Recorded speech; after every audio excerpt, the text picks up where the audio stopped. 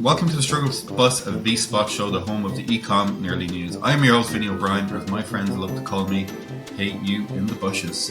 As an agent journeyman in e-commerce, I wanted to create the Struggle Bus to create a space to allow empathy manifest into something happy through shared experience. With me today is a man who is as tall as he is charming.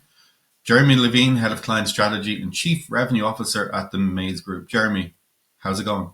Fantastic. I don't appreciate the fact that you refer to me as being 2 feet tall, but it's I get the sentiment. Well, then how Uh, do you measure yourself against other agencies other than by height? I think that's it. That's the lone measure. You've Thanks for having me. Happy to be here. Yeah, no, look, I'm super excited, and I don't say that too lightly because it's not an expression we use too much here in Ireland without getting a kick or a punch. I reached out to someone that knows you very well, and he said to me, and if he could describe you in 3 words, it would be veteran, pragmatist, and there was one other word, but I want to start at veteran. You've had an incredible career. Some of the brands you worked with, Vitamin Shop, Michael Kors, amongst others. What would you be doing if you weren't in this world we call ecom? That's a fantastic question.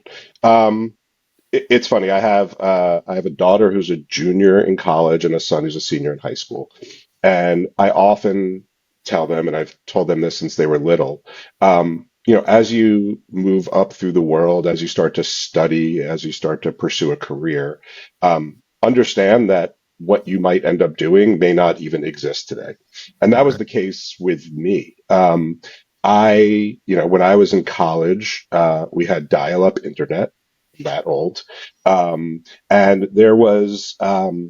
at the time, there was a free, I guess, semi-illegal or fully illegal tool called Napster, where you could find any song sort of in existence and download it. And, for those kids at home, that download would probably take 30 to 40 minutes for a single song over Yeah. dial up. But my roommates and I used to challenge each other to find the most obscure cover songs.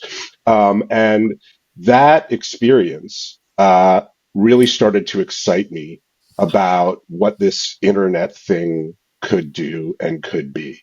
Okay. And I was fortunate to have a professor sponsor me to do an independent focus on internet marketing, which was a brand new concept. There's little to no e-commerce at the time, Okay. but I just knew that like this was a game changer. This was exciting and interesting to me. And so I sort of fell into working for Monster.com, Is this an which internet producer? I think that would be I was an internet producer amongst other things, and actually, my first job was at the time. If you placed a help wanted ad in the newspaper with us, we would give you a free online posting. wow. And so I firsthand saw the transformation from sort of old world printed, newspaper and ad revenue to online. And that's sort of how I could tell you the long story about how I got into e-commerce itself, but I knew even if I wasn't doing what I'm doing today, it Yeah. would have been something internet related, just because from the start I just felt electrified by what the opportunities could be there. There's a couple of things in there that are hugely interesting. One, you're going to have to tell us what the most unique cover song you guys found was. And then there's something about the frame of reference of that transition. I'd love you to bring us up to speed into placing AI today, which we're all trying to do, but being able to watch and observe the emergence of online advertising over a much longer time period must give you a good sense of the signals to watch out for, the noise to avoid, and everything in between. But let's start with that cover song. Yeah, that's a great question. Can you remember? I think I don't remember at the time. I'll tell you today, I still pursue that desire to find amazing cover songs. And literally, I think every day I take my dog for a walk, I go to Apple Music and I'm looking for new cover songs. I think the number one cover is Johnny Cash doing Nine Inch Nails' Hurt. Might Love be my favorite cover of all time. Um, but I have thousands of them in my cover playlist. it. Wow. I just love the, seeing other people's take on any particular song. And there's so much poignancy attached to the video where he closes the Yeah, piano and oh yeah, that's got shivers going down my yeah, yeah, spine. So, yeah. there's another thing in this, and I spoke with Scott Lux last year around this kind of curiosity that was naturally in him. It feels like you've this crossover between culture and commerce and technology. Where did that start? Was it at home or something you just built into yourself? I remember being a kid, maybe in, I don't know, fourth or fifth grade, and getting my first PC at home Okay. and learning basic programming. And you could write like, all I really knew was like print whatever the word was, 20 was the next line, and it was said repeat that previous line, and it just had the word repeating all down the screen forever, right, until you stopped it. And I was like, oh, cool, I can tell this thing what to do. And then I've always been into sort of gadgets and new technology and those kinds of things. And so being able to make a career out of being involved in this world has been an incredible blessing. Mm, And, I always tell people, especially when they're new and they start with us, or, when I'm mentoring younger people, I tell people we were working on the internet, and it was in black and white, and we used to ride dinosaurs to work. We were there at the beginning, and we had to build everything from scratch and figure out how everything worked mhm, from scratch. And that is experience and learning that you can't get today, because mhm, things are easy today, or at least they should be. But the technology is easy. The setup is easy. You don't have to understand how everything works. Should you? Absolutely. That will mhm. make you better no matter what you're doing. But Yeah. you don't need to. We needed to understand the technical aspects, the experience aspects, the user aspects, the impact on every piece of the business. Mhm, And I think those of us that came up over the past, 20 years and were there in the early days mhm. have an experience and an education that you can't really get today. There's again, there's so many aspects of that I'd love to explore, but I'm going to take one that sits at the top of my head right now, and it's the clash between legacy people like you and I who have that depth of experience, but it sometimes feels like it's a burden, like it's holding us back from new opportunity. And I did this retreat last week with 15 CEOs, and within the group, it was kind of split 50-50, almost like the old guard. And then there's this new wave of brand owner who have set their store up in Shopify, or it's linked to a TikTok shop, and that's how they operate. Everything is in their hand. They're not held back by the way we think about the world, and it seems to present them with a new way to find opportunity out. Yeah. Now, I can imagine on your side on agency, you probably breathe a sigh of relief when you hear someone that can talk about Netscape to you or has a point of view, and you're like, oh, thank God. I was terrified it was going to be something else. Versus where you go into a room and you're saying to them, no, no, you can't do it like that. This is the way we should be doing it, but yet they're getting success. Do you see that kind of disparity in the world today? I've never felt that legacy experience and understanding has held me back. And I think it's because I'm a genuinely curious person. I want to understand how things work, how they change, um, you know, what questions to ask so that we can really get to the root of a problem and how to solve it. And I think because I'm just in the day-to-day details all the time, and I choose to be. A lot of times I probably shouldn't be in the weeds, but I enjoy the weeds. I think it makes me stronger. I think it helps me be a better advocate for our clients, for our teams. But I do think that is an issue with many executives who are part of legacy organization, legacy technology is they don't necessarily have the bandwidth to go out and keep up with the real details of what's changing and how it's changing. They're so busy keeping the lights on, running the business, trying to react to the changes that are out of their control that most of them either don't have the time, energy, bandwidth, um, or risk uh, tolerance to really change from legacy to a modern technology and stack.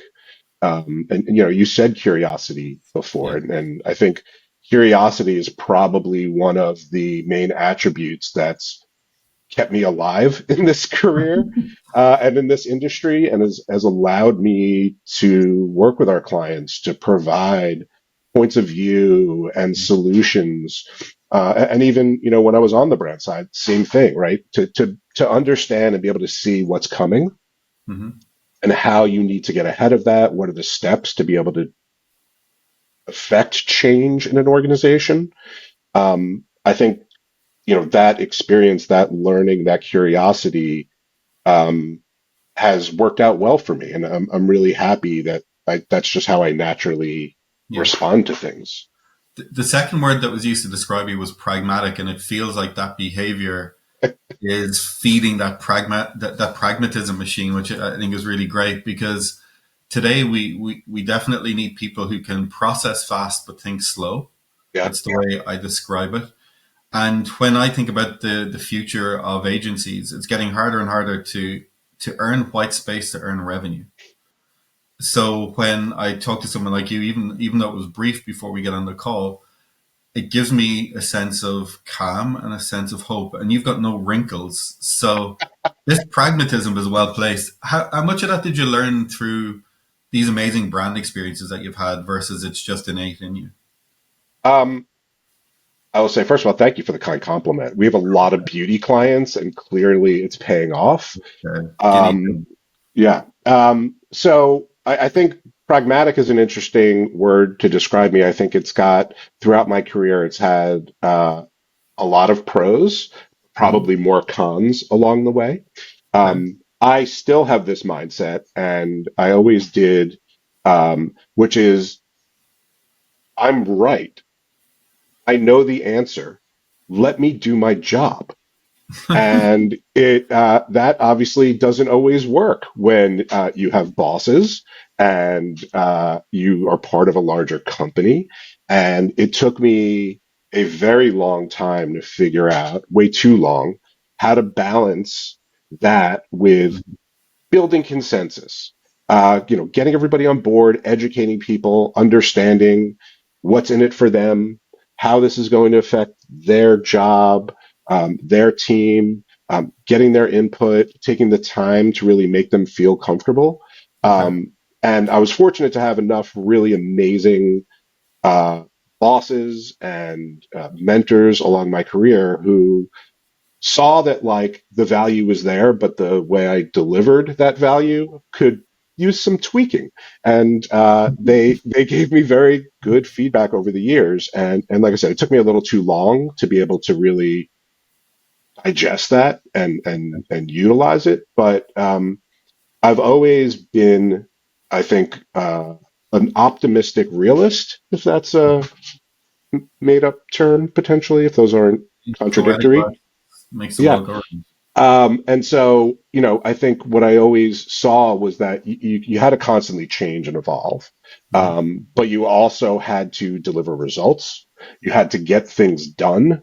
Mhm. You know, the whole "don't let perfect be the enemy of done" or whatever people say. I love a good cliche, Yeah. right? Like that. That's true, and especially in I think some of the companies and verticals that I've been in, you know, luxury and fashion. You know, perfect is the only way, right? It's got to be pixel perfect. Okay. It's got to be the right word. It's got to be the right color.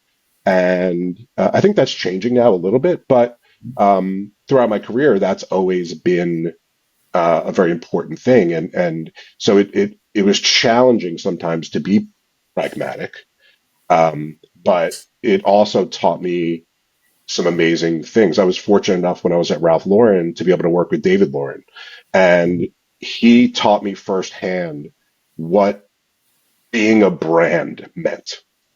I would Wow. literally sit with him I'm and curious. go through printed versions of our emails for the week and talk to him about why we're doing this and why we're doing this. And he would tell me, well, here's why we're not doing that and why we're not doing this. And the pragmatic side of me said, well, that doesn't necessarily make sense. But over time, learning about how you build a brand and what are the things that are important in a brand, um, that was a lesson you can't get in a notebook, I mean, in a book or in Yeah, a class or whatever. This was learning from a guy who grew up as part of a brand, incredible. lived and breathed brand. And I was so fortunate to have learned that early in my career from him and being able to then, one of the other things we talked about before we joined was empathy. And Hmm. we use empathy at Maze all the time. And that's a tenet of how we work with our clients because the majority of our employees have come from the brand side. So we Okay. have empathy with our clients. We understand what their struggles are beyond whatever the work is we're doing. Hmm. And so, um, that understanding of what's necessary in a brand, understanding that pixel perfect, while it may not be pragmatic, Hmm. is how your brand got to where they are today. And it is not our place to say that doesn't make any sense. Why are we wasting so much time on that? But your brand comes first. It comes above speed to market. It comes above, um, you know, don't let perfect be the enemy of done, right? And so those are interesting learnings that I don't think everybody has had the chance to get. And I feel very fortunate for having gone through some of those experiences in my career. There was an expression used last week when we were offsite. It was accuracy over speed, and I think some of what you're saying resonates a little bit to me there. And then on the empathy within May's piece, I think is really true. I've been lucky enough to meet Vince and spend time talking to Nick and some more of your team as well. And it's evident in abundance that it's not a forced value as well. Yeah, And something that you talk through here is something that a lot of the guests on the show seem to demonstrate. And I just want to ask you a little bit about it before we move to the third word. It is self awareness. Feels like you're someone who is able to measure yourself really quickly and say, okay, I know what I've just learned there. Like sitting with David, a lot of people could have taken it for granted and said, "Oh shit, I got to do all that work again," and why me? Whereas you saw this as an opportunity to upskill, and you've brought that throughout your career, even to today, right? So, how does self awareness play a part in your continuing development? that's a great question. And again, something that I think I recognized and learned uh, too late in my career, right? Which is um, my own self awareness, right? Perception is reality, how I was being perceived, um, not because I was, I wanted conflict, not because, um, I had some axe to grind, but going back to what I said earlier, I knew I was right. Mm-hmm. And um, I never understood why people got in the way of that, right? Can I And just under there because sorry, there's yeah, a second part of the guests that I have. Sometimes you're a product of where you're from. You said you live in Jersey. Did you grow up in Jersey? I did not. I grew up in a suburb of New York. Actually, at the time, had the highest concentration of Irish, I think, in the United States. A town Oh, called I'm sorry. Pearl River, New York. And it was many of my friends, their parents were first generation, right? And so a lot of blue collar. Um, Yeah. everybody's parents were cops and firemen and you know worked in factories and things like that. And so I grew up with a very sort of blue collar, hands-on, Yeah. right, like very interesting mix of cultures. And I don't know. I don't But know. there's there's a lot in that. There's something formative in your parents being from that background. My dad was in the army in Ireland, and he was he worked in warehousing and all that kind of stuff.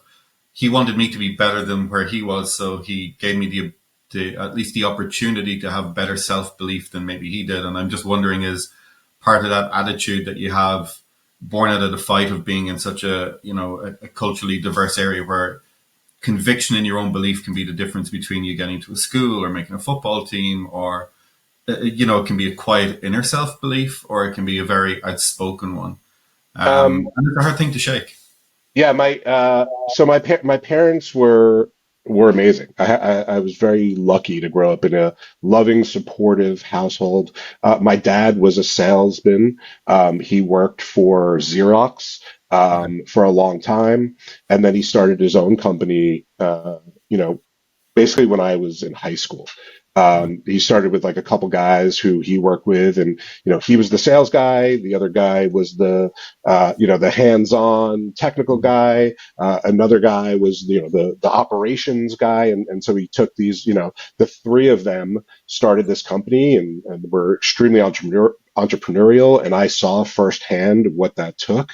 Mhm. And then, I think that translated for me, uh, as I move from the brand side to the agency side, and much of my role becomes business development.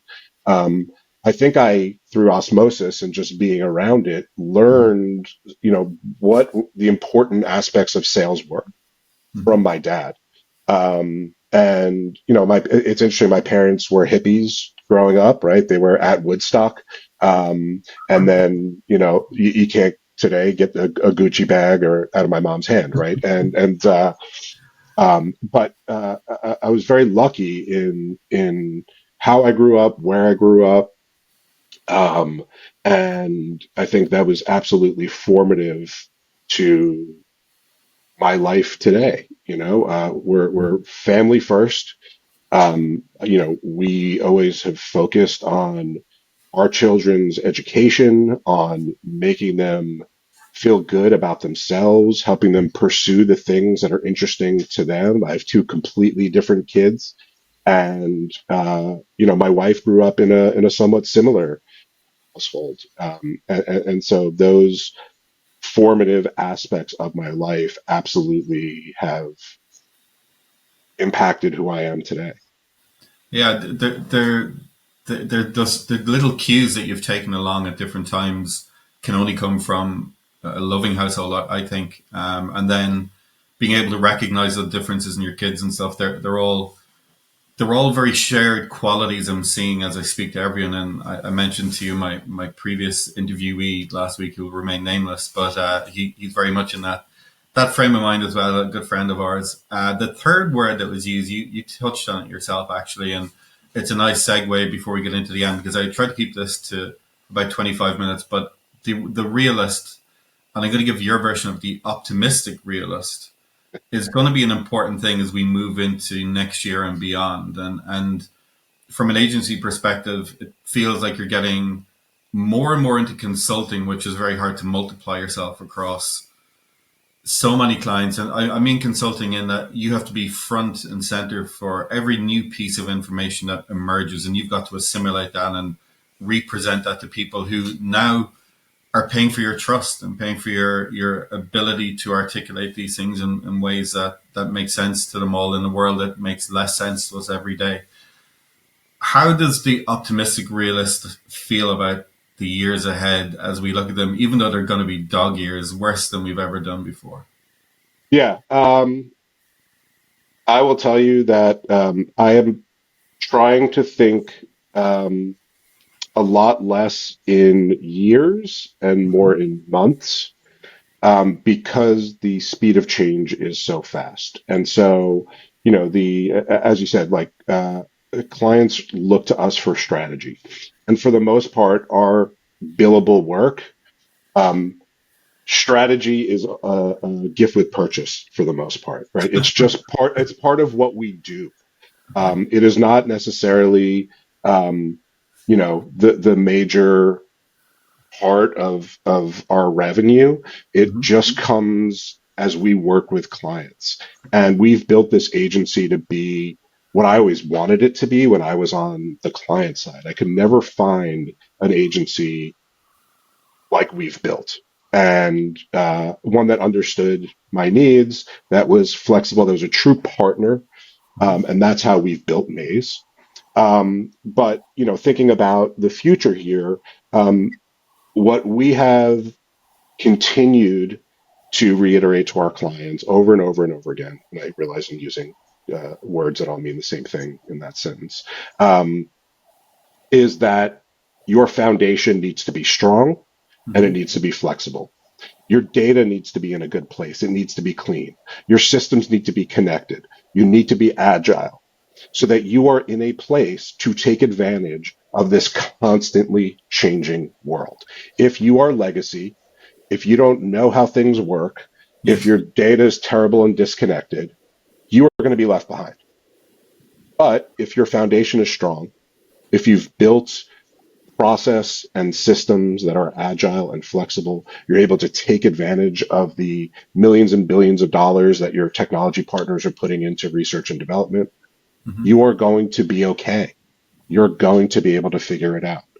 Because honestly, the rate of innovation that's happening, uh, nobody is able to keep up with. And it's on that note that I'm going to get to our final two questions because you've reaffirmed for me my belief in the idea that arbitrage is kind of what we're trying to do every day and gain that competitive advantage. It's only built on those foundations that you talk about, but being prepared to do it, I think, is the first key step for people. There's two questions I always ask at the end of this. The first one is, if your career was a song, what might it be today? I'll go back to Hurt. No, I'm just kidding. Um, that's a great question. I wish I had a good answer for you, but one in which I think the tone of the song changes multiple times along the way, because that's how I think about my career. I've had a Okay. lot of changes. I think before I joined Maze, my average time span at a company was, probably less than 2 years. Yeah. I've been at Maze for 6 years, which is, it's like dog years for me, years at a company. And, it was because I always wanted new. I always wanted I always loved the building and the change. And, at a lot of companies, it becomes harder and harder to do that over time. And Mhm. so I was always looking for the next thing. Amazing. And so, a song that the tone of it changes throughout would be appropriate. Amazing. There's a cover. I don't know if you've heard it, but I'll send it on to you if not. It's Arctic Monkeys doing Drake. Hold on, I'm coming. No, I'll have to look for that one. All Yeah, right. Thank you. Add it to my list. it's an amazing one. And final question. And when you think about the struggle bus and where it sits for you, what are those three words you'd like to leave people with to think about when they think about their own career or where it's going or how they feel about themselves right now? Because it can be isolating being Yeah. in a position where you have to give advice and be that sounding board for people. So, what are the three words you might like to share with people right now? Um, Curiosity, which we've covered. Hmm. Empathy, which we've covered. And I think networking is the third. And I wish I had done a better job of networking and staying connected to people earlier in my career, because we were talking earlier about some of these events and things you show up to. And for me, the joy is not listening to somebody on a stage talk about AI. The Yeah, joy is running into the people who I've known and worked with, worked for over the past, 25 years, yeah, and talking about those sort of like brutal moments that we had to go through and figure out, and sort of, those going to war analogies, right? Being in the foxhole together. Um, so I would say, that would be my advice to everybody, is really be curious, have empathy for those around you that you work for, that you work with, your customers, your clients, and stay in touch. I burned a lot of bridges early in my career because I was always right and they were always wrong. And again, as I've gotten older, I've learned from that. But in hindsight, really just making sure that those networks are strong, not being afraid to ask people for help uh-huh. or ask questions or introduce you to somebody. I think those are qualities that will help you be successful in whatever career you pursue. They are sound words, I think, for anybody listening in any walk of life. And just to say that the few times I have been lucky enough to meet you in person, you're a wonderful company. Same. And someone who I always enjoy spending time with. I just wish I could do more. So hopefully, come January, you and I can enjoy a drink, have a chat Looking about the forward real to it. world, and reflect on hopefully a year that's looking quite exciting for us all. But Jeremy, thank you so much for joining me on this struggle bus. It's been an absolute pleasure. Thanks for taking the Vinny, time. always a pleasure. Thank you for having me. Take care, my friend. All right. Thanks.